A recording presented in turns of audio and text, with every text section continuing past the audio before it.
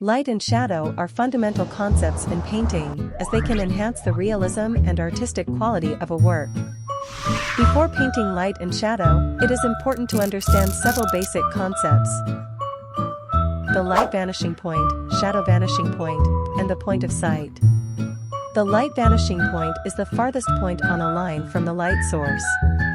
In painting, we can determine the light vanishing point by drawing a line from the light source to the object. The shadow vanishing point is the farthest point on the same line from the object.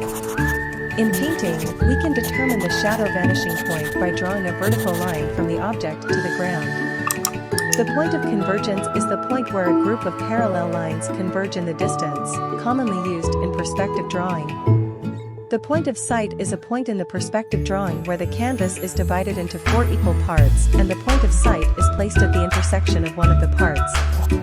Understanding these concepts is crucial, as they can help us handle light and shadow correctly in painting.